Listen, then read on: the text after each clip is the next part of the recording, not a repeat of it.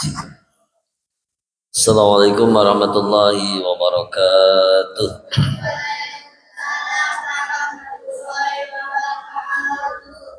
A'udzubillahi minasyaitonir rajim. Bismillahirrahmanirrahim.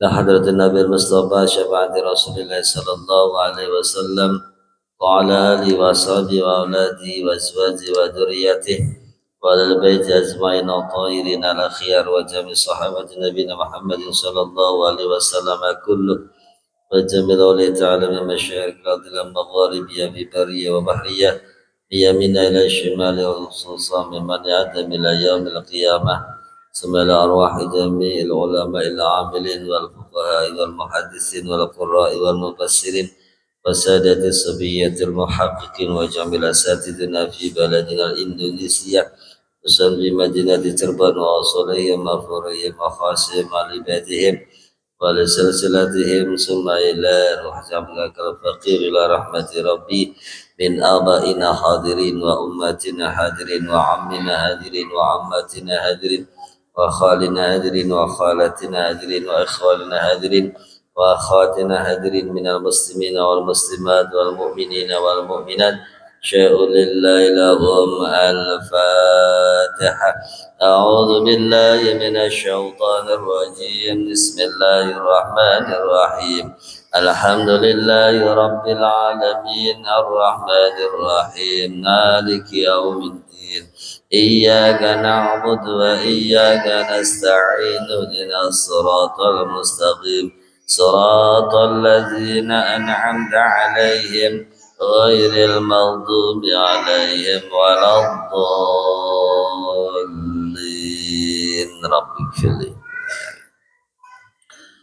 Bismillah, alhamdulillah, wassalatu wassalamu ala rasulillah wa ala alihi wa sahbihi wa mawalah, la hawla wa la quwwata illa billah, amma ba'du. Hadratul muhtaramin, para alim, para ustad, para ustadzah, para sepuh, para bini sepuh, adik-adikku yang dicintai Allah Subhanahu wa taala, serta pengurus Masjid Al-Fitrah yang semuanya dimuliakan oleh Allah Subhanahu wa taala. Setelah memanjatkan puja dan puji syukur kehadirat Allah, alhamdulillah kita semua bisa berkumpul bersilaturahim bersama untuk bersama-sama mencari ilmu Allah Subhanahu wa taala. Mudah-mudahan niat kita semua diterima oleh Allah Subhanahu wa taala dan kita semua akan dimudahkan oleh Allah menuju ridha Allah Subhanahu wa taala, menuju surganya Allah Subhanahu wa taala. Amin ya Allah ya rabbal alamin. Salawat dan salam tercurahkan kepada junjungan baginda kita Nabi besar Muhammad sallallahu alaihi wasallam. Mudah-mudahan kita semua termasuk umatnya yang setia dan akan mendapatkan syafaatul udma di yaumil akhir. Amin ya Allah ya rabbal alamin. Para bapak, ibu, serta adik-adikku, malam Selasa kemarin sudah sama-sama kita membuka acara rutinan ini dengan bersama-sama kita di bulan Syawal ini. Ibda bil khair, diawali dengan melakukan suatu kebaikan dengan mencari ilmu. Sekarang kita sama-sama meneruskan ngaji yang sudah kita lalui bersama. Pada saat ini kita masuk ke dalam bab atau faslun fi bayani syurutu sihhatis shalah. Pasal menerangkan tentang ketentuan untuk melaksanakan ibadah salat. Salat ingdal lughah ad-du'a. Salat menurut bahasa adalah berdoa. Berarti kalau orang sedang sholat, berarti orang sedang berdoa. Ingat-ingat, as-shalah indal lugha ad-du'a. Salat menurut bahasa adalah berdoa. Wa inda istilahan, dan salat menurut istilah al-fi'lu yubda'u bitakbiratil ihram wa yu'akhiru bitaslim. Suatu perbuatan yang diawali dengan takbiratul ihram dan diakhiri dengan salam. Itu namanya salat menurut kaifiyah salat. Para jamaah yang dimuliakan oleh Allah Subhanahu wa taala, maka dari itu kita melaksanakan salat, ada hadis yang menerangkan sallu kama ra'aitumuni usolli. Salatlah kalian semua seperti kalian melihat aku salat. Itu kata Kanjeng Nabi. Adapun kita semua tidak menemukan di zaman Nabi, maka kita sekarang mempelajari ilmu-ilmu yang para imam-imam besar menuliskan tentang kaifiyah salat, cara-cara salat.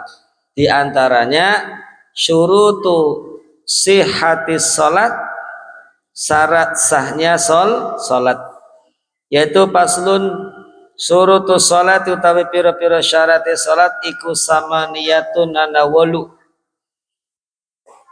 Al-awalu taharatul hadasain.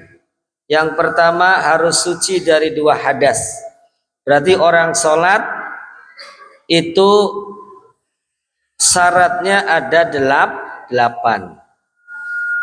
Di sini disebutkan bahwa ai ingda qudratihi falau shalla biduniha walau nasyan lam tasih salatuhu. Ya.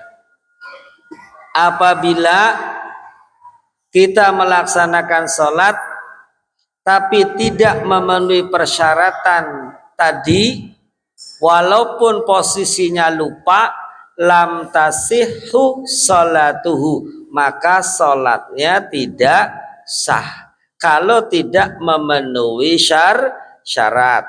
Nah,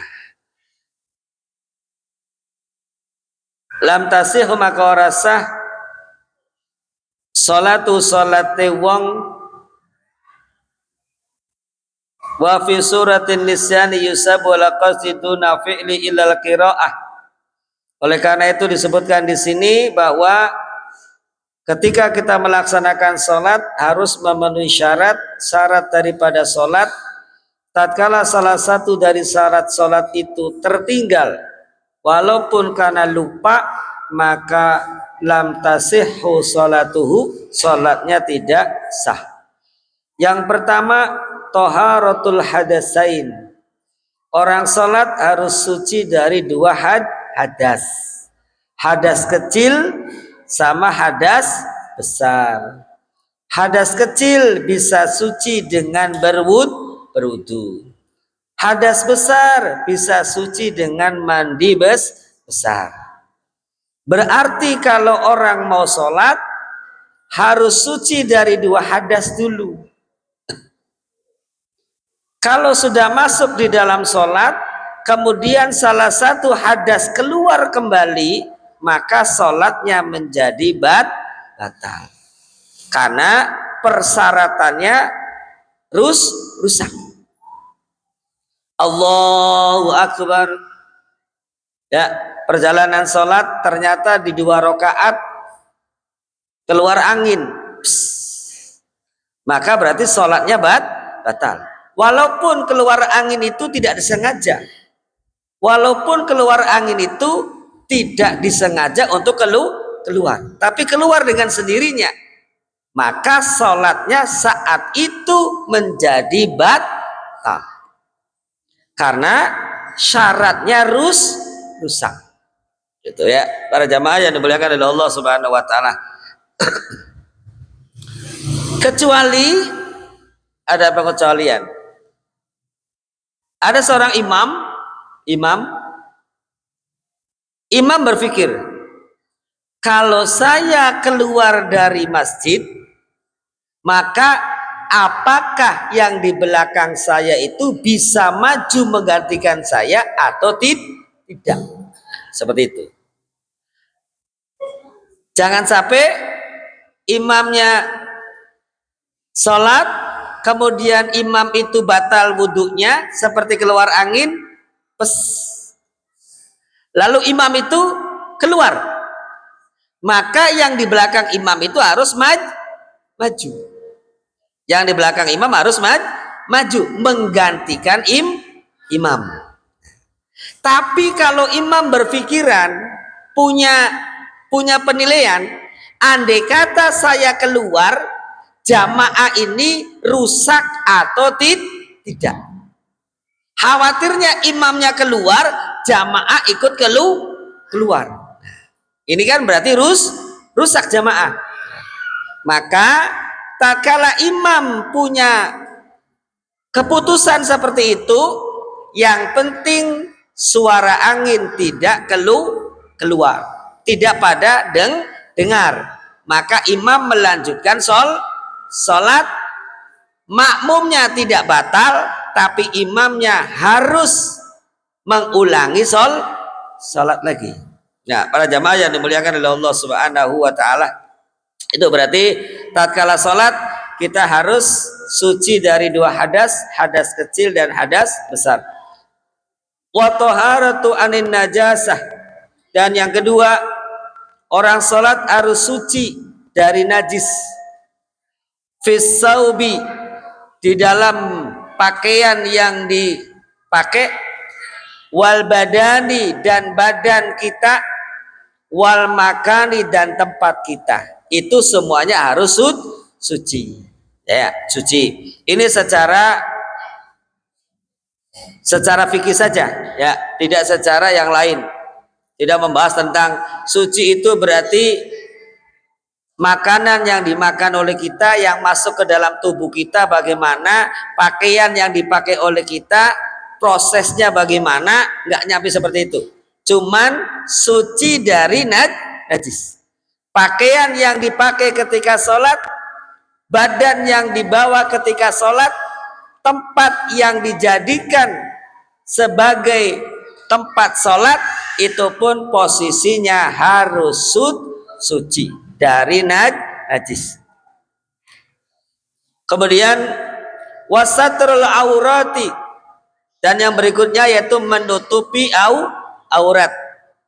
Auratnya laki-laki baina surah wa rukba, antara pusar muter sampai lutut.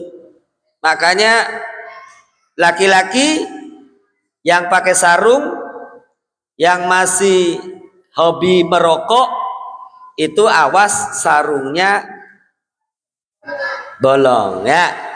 Emang sarung ada yang nggak bolong? Sarung bolong semua, kalau nggak bolong ya nggak bisa masuk. Seperti itu. Nah, itu awas, ya.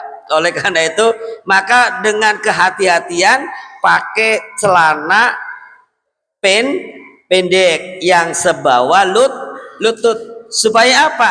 Tatkala sarung itu berlubang, maka tidak batal karena tertutup oleh celana pendek yang dibawa lutut. Nah, itu para jamaah yang dimuliakan oleh Allah Subhanahu wa taala. Wasatul aurah, dan menutupi aurat. Tatkala kita posisi sholat,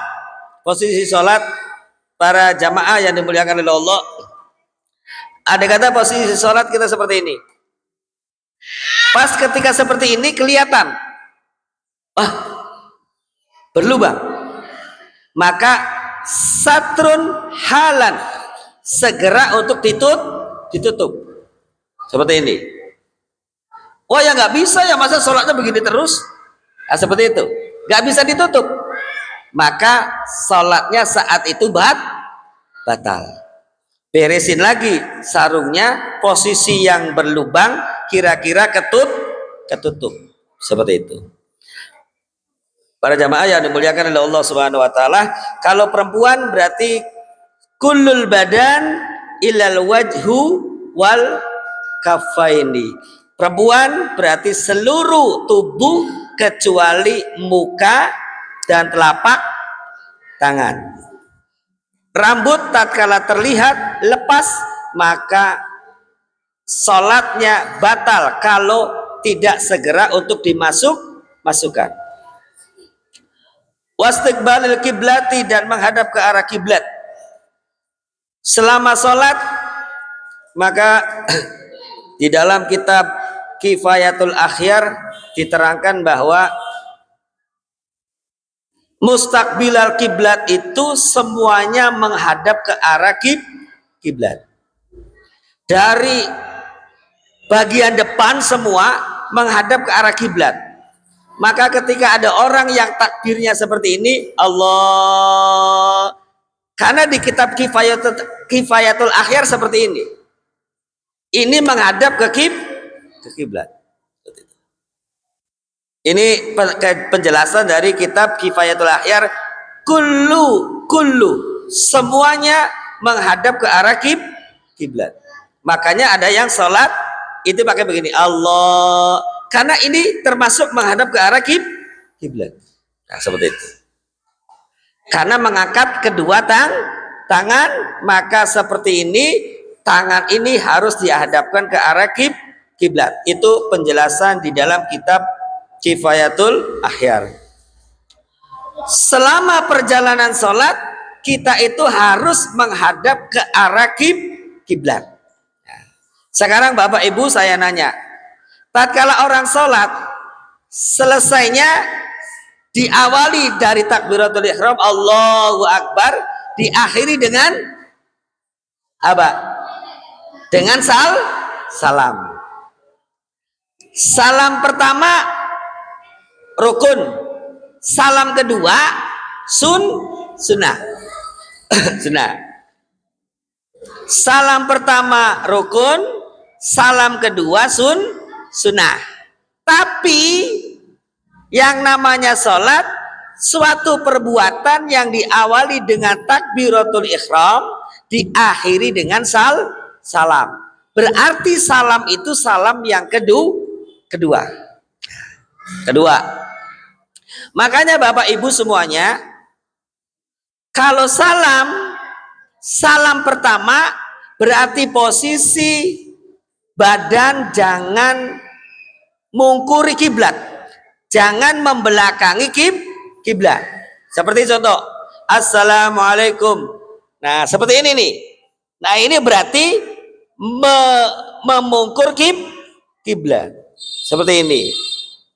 Jadi salam itu cukup dengan kepala saja. Pundak itu jangan sampai bergerak. Karena pundak ini termasuk harus menghadap ke arah kiblat. Jangan sampai Assalamualaikum seperti ini, ininya berarti bergeser dari kiblat. Karena posisi Bapak Ibu salam pertama sholatnya selesai belum? Halo? Selesai belum? Belum. Berarti posisi masih menghadap ke arah kiblat.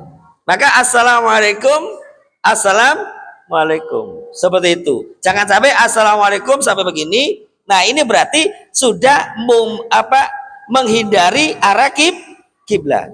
Nah, ini berarti tidak memenuhi syarat. Itu berarti di dalam kitab ini sholatnya batal. Para jamaah yang dimuliakan oleh Allah Subhanahu wa taala, kemudian wadukhulul waqti, dan masuk waktu. Orang sholat berarti harus masuk waktu. Jangan sampai Bapak Ibu sholat pung kieng, pung lagi semangat. Bes salate zuhur, asar, maghrib, isya, subuh dadi siji. Wah, boleh tidak? Tidak boleh. Tapi harus masuk waktu sholat di dalam waktu sholat masing-masing. Karena yang namanya agama yaitu aturan yang diatur oleh Allah, dibawa oleh Nabi Muhammad Shallallahu Alaihi Wasallam agar kita itu hidup sesuai dengan aturan, tidak sekarap sendiri. Baru ada sholat jamak takdim, baru ada sholat jamak takhir, baru ada sholat kosar, baru ada sholat jamak kosar. Itu pun ada cara-caranya sendiri, tidak seenaknya sendiri. Jangan sampai ibu rumahnya di sini tidak kemana-mana, tapi saya ngantuk mau tidur, wis sholat asarnya ditarik saja ke zuhur. Kenapa? Karena mau tidur. Boleh tidak?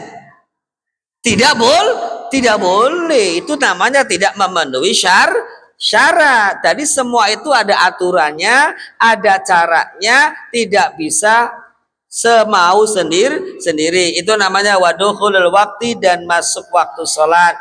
Sholat duhur masuk waktu sholat duhur. Jadi ada kata ibu sholat duhur, Allahu Akbar, dapat 1 rakaat, ternyata baru ada suara azan, Allahu Akbar, Allahu Akbar. Berarti ibu sholatnya batal nggak? Batal. Dibatalkan sholatnya karena baru masuk waktu sholat. Berarti ibu takbir pertama tadi tidak masuk waktu sholat. As-salatu ala waqtiha. Sholat itu harus pada waktunya masing-masing. Wal ilmu bi fardiyatiha wa alla ya'taqida fardhan min furudiha sunnatun wastinabul mubtilat. Dan seterusnya orang sholat harus mengerti ilmu sholat. Seperti kita kumpul di sini belajar, berarti belajar ilmu sholat. Sebab kalau tidak mengerti ilmu sholat, khawatirnya yang sunnah dianggap menjadi rukun, yang rukun dianggap menjadi sunnah. Kenapa? Karena kita tidak memiliki ilmu sholat. Maka sekarang belajar sama-sama untuk belajar tentang kaifiyah sholat, wastinabul mubtilati, dan yang terakhir menjauhi sesuatu yang membatalkan salat. Para jamaah yang dimuliakan oleh Allah Subhanahu wa taala, nah ini semua sudah termasuk dalam kitab ini Al-Ahdas Isnani Asghar wa Akbarun fa asghar ma aujabal wudu. Sudah kami jelaskan tadi di awal bahwa hadas berarti ada 2, hadas kecil, hadas besar. Kecil bisa suci dengan berwudu, besar bisa suci dengan mandi. Al-auratu arba'u auratu rajulin mutlaqan wal amat fi shalat ma baina surati wa rukba wa auratul hurrati fi shalat. Ini aurat untuk macam-macam aurat, bagi laki-laki, bagi perempuan. Para jamaah yang dimuliakan oleh Allah Subhanahu wa taala, barangkali itu saja dulu yang dapat disampaikan. Bila mana ada yang bertanya, bebas silakan.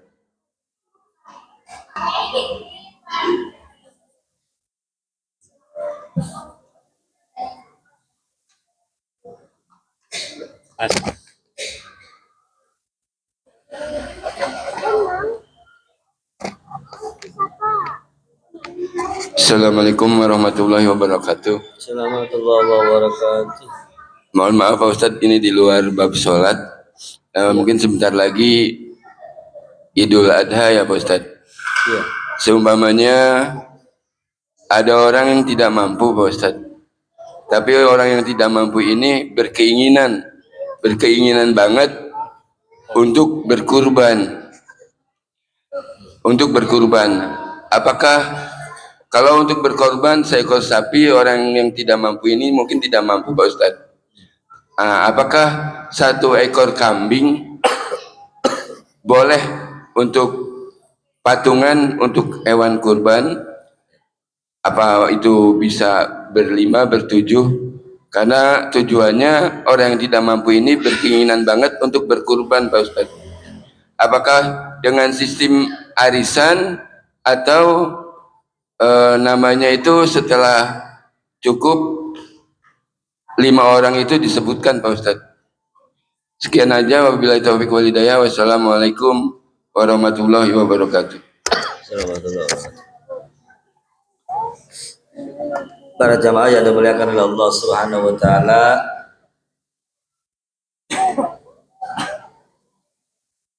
A'udzubillahi minasyaitonirrajim. Bismillahirrahmanirrahim. Inna a'tayna kal kausar fasolli li rabbika wanhar. Ya. Para jamaah yang dimuliakan oleh Allah Subhanahu wa taala, kurban itu diawali oleh syariatnya Nabi Ibrahim alaihis salam. Ya. Pelaku sejarahnya Nabi Ibrahim alaihissalam dan Nabi Ismail alaihis salam. Benar gak? Betul ya. Saat itu Nabi Ibrahim alaihissalam sudah sepuh, belum dikaruniai seorang anak. Lalu Nabi Ibrahim alaihissalam yuqarribuna ilallah. Nabi Ibrahim alaihissalam bertujuan untuk mendekatkan diri kepada Allah. Di dalam kitab Suratun Nasin dijelaskan di situ bahwa Nabi Ibrahim alaihissalam sebelum peristiwa kurban itu dijadikan sebagai syariat, Nabi Ibrahim alaihissalam memotong 1000 kambing. 1000 kambing. Wasalah satu bakaratin. Wasalah sumi'ati bakaratin. Dan 300 sapi. Wa mi'atu badanatin, dan 100 onta badanah. Semuanya dikorbankan. Sampai bukan hanya manusia saja yang takjub, bukan hanya manusia saja yang kagum, tapi kullul malaikatu fil ars, seluruh malaikat semuanya itu kagum kepada Nabi Ibrahim. Ya Ibrahim, bahasa bebasnya, kurang apa? Kamu sudah ibadah kepada Allah, sudah melaksanakan ibadah kepada Allah Subhanahu wa taala, tapi kamu sampai mengorbankan 1000 kambing, 300 sapi, dan 100 onta badana. Semuanya dikorbankan. Lalu Nabi Ibrahim alaihissalam menjawab, lau kana li indi gulamun, andai kata saya memiliki seorang putra, kemudian Allah memerintahkan aku untuk memotong putra tersebut, maka akan aku potong. Ucapan seperti itu belum punya anak. Paham? Ya. Seperti bapak ibu kita semua, namun isun sugi gampang. Itu durung sugi. Awi sugi sejel maning ceritanya kan seperti itu. Nah, ini Nabi Ibrahim alaihissalam. Laukana li indi gulamun, apabila saya mempunyai anak laki-laki, Allah perintahkan untuk dipotong, maka akan saya potong. Nah, itu sejarahnya. Berarti Nabi Ibrahim berkorban itu dengan tujuan mendekatkan diri kepada Gusti Allah Subhanahu wa taala. Nah, setelah itu berjalan, dikaruniai oleh Allah dengan menikahi Siti Hajar, lalu mempunyai anak Ismail. Ya, Ismail. Setelah lahir Ismail 7 tahun, ada yang mengatakan 9 tahun, lalu terjadi proses pemotongan. Itu sejarah. Nah, setelah itu di dalam syariat itu di zaman Nabi Muhammad SAW, Nabi Muhammad SAW sudah berkurban saat itu. Korban yang pertama, kambing yang pertama, li kurbi, untuk dirinya. Kambing yang kedua, Nabi Muhammad SAW menyampaikan kurban li ummati, untuk umatku. Untuk umatku, itu kata Nabi. Jadi bapak dan ibu tatkala belum sanggup untuk berkurban, korban perasaan sih bisa, maksudnya korban memotong hewan, belum sanggup, pahala bapak ibu sudah dikurbankan oleh Nabi Muhammad Shallallahu Alaihi Wasallam. Ya seperti itu. Jadi jangan kecil hati. Pertanyaan, arisan atau nabung itu sudah saya laksanakan 20 tahun yang lalu di musola saya seperti itu.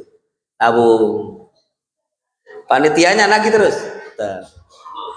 Pas menjelang Idul Adha atau 1 bulan sebelum Idul Adha datang, Pak, Bapak dapat tabungannya 2,5 juta. Harga kambing saat ini 3 juta. Gimana Pak? Mau korban sekarang atau entar? Seperti itu. Sekarang aja. Dia cari, ngumpulin lagi sampai hari H bisa kumpul 500, maka dia berkurban. Berarti dia itu uang sendiri, kan seperti itu. Tapi orang 10 dikoclok, yang keluar saya kan, saya dulu yang korban. Yes. Setelah saat saya berkorban, minggu depan saya mati. Dan apakah ahli waris saya ingin terus menggantikan? Belum tentu. Apakah yang 9 ini ridho? Belum tentu. Nah berarti kan bahaya tidak? Bahaya. Jadi kalau bisa sistem 20 tahun yang lalu saya sudah melaksanakan sampai saat ini, nabung 1 tahun, ditanyain nih, oh ini sudah pas segini 7 orang mau sapi, ya udah 7 orang apa, seperti itu caranya menabung. Kalau menabung berarti punya sendiri. Insya Allah walaupun saya tidak mampu, kalau bersungguh-sungguh Allah akan memudahkan rizki tersebut untuk bisa membeli. Seperti itu. Paham kira-kira Bapak Ibu? Halo. Nah, jadi kalau arisan riskan, berbahaya. Berbahayanya apa? 10 orang narik 1. Lah, narik kan? 1 contoh arisan kira-kira 1 tahun dapat 4 juta untuk 1 kambing. Dikoclok kan? Lah, nyata yang keluar Mulyamin. Berarti atas nama Mulyamin kan? Yes, Mulyamin. Selesai. Atau menurut pendapat yang lain seperti pendapat almarhum Al-Maghfurlah yang dulu menjadi imam besar Masjid Madinah kemudian di Indonesia yang pernah terkenal, itu berarti Mulyamin beserta jamaah ya boleh-boleh saja niat sih, tapi hukum ininya nih, tatkala Mulyamin sudah keluar menarik, kemudian tahun depan Mulyamin mati. Berarti arisan ini Mulyamin siapa yang bayar? Ya kan? Ahli waris. Apakah ahli waris mau meneruskan? Belum tentu. Apa 9 orang ini meridoi kepada saya? Belum tentu. Berarti ini Mulyamin ini hutang ning bapak-bapak KB. Nah, jadi lebih baik niat untuk berkorban, titipkan uang dengan cara menabung. Di saya seminggu sekali ditarik terus, seminggu sekali sampai 1 tahun. Nah, ini nih sudah dihitung. Bahkan dua bulan sebelumnya sudah dihitung supaya beli hewan ternaknya tidak terlalu mahal. Bahkan sudah ada langgan. Sebelum hari raya sudah pesen, ini punya ini. Uang yang tabungan ini dimasukin semua. Loh, bakal ini. Nah, seperti itu. Berarti harga kan tidak melonjak. Tapi itu cerita uang sendiri. Paham kira-kira Bapak Ibu? Nah, itu menurut pendapat saya. Karena logikanya seperti itu. Nah, para jamaah yang dimuliakan oleh Allah Subhanahu wa taala.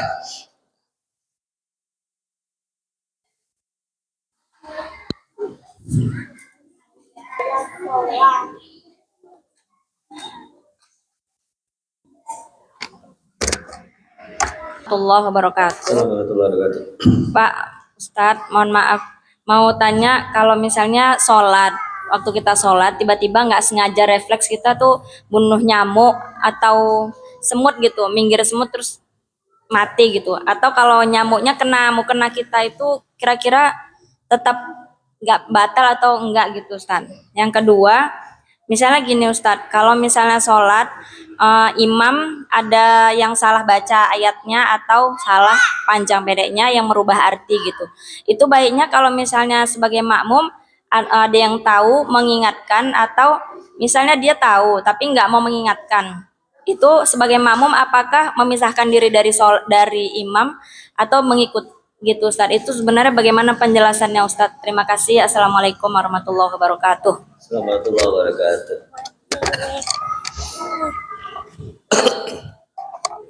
Yang pertama yaitu tatkala kita sholat ya, maka di dalam sholat tidak boleh wadorbatul muftiratu. Di dalam sholat kita tidak boleh memukul yang keras. Ketika memukul yang keras di dalam sholat, itu sholatnya batal. Wadorbatul muftiratu, memukul yang keras, menepak yang keras, ini sholatnya batal. Satu. Yang kedua, ketika itu saya nggak mukul, ya. Tapi karena ada nyamuk sakit, tujuan saya untuk mengusir nyamuk itu. Ternyata dengan usiran kecil, karena nyamuk itu sudah ada batas usianya, kalau kekenyangan dia mati, kan seperti itu. Pasti gitu, nyamuk itu mati, lalu darahnya pecah, prat di pakaian yang dipakai sholat, maka sholatnya batal karena ada darah. Tapi kalau nggak keluar darah,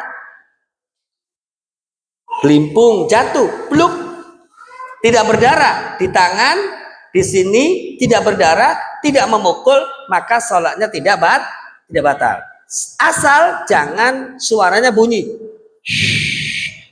Jangan begitu.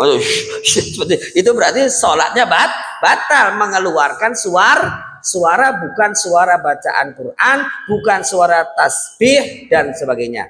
Para jamaah yang dimuliakan oleh Allah Subhanahu wa taala, itu berarti untuk satu. Yang kedua, tatkala seorang imam atau makmum nggak nyambung dalam bacaan imam, kalau ayat itu berarti kita harus Luruskan. Subhanallah. Illalladzina amanu wa amilus solihati falahum ajrun ghairu mamnun. Imam bunyi lagi. Illalladzina amanu. Nah, seperti itu. Itu kalau ayatnya salah. Kan seperti itu. Ini sih bukan ayat. Tapi harokat atau tasbih. Aro'aital ladzi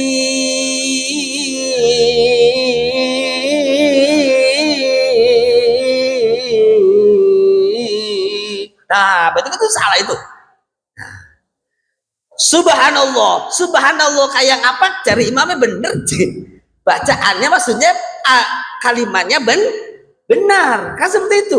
Nah, kalau seperti itu timbul keraguan, syak, makmum syak, maka makmum daripada batal melakukan sholat tapi membuat dosa di dalam sholat, lebih baik mufarroqoh, bisa dari imam daripada kacau niki kacau gitu. Wah, gatel kabeh, Pak. Jare namun ana wong pinter kono kaya terus ngrokok nang bacaanku, gatel kabeh, Pak.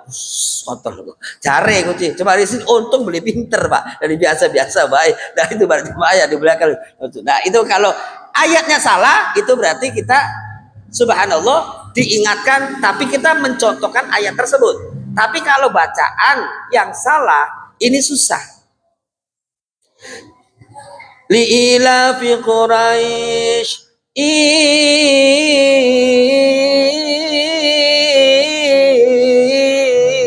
ilafihim. Wah, ya harus keder kan. Subhanallah pun bener di ilafihim kan seperti itu. Nah, baru mufaroqah. Setelah mufaroqah, siapa yang akrab dengan Mulyamin dijak ngobrol. Mul sini mul, dodok, kopi, jabur, ya. Cabur, terus mau suara enak menintibul. Coba baca mana? Dikasih Quran. Oh, tapi jangan banyak orang. Karakter orang beda.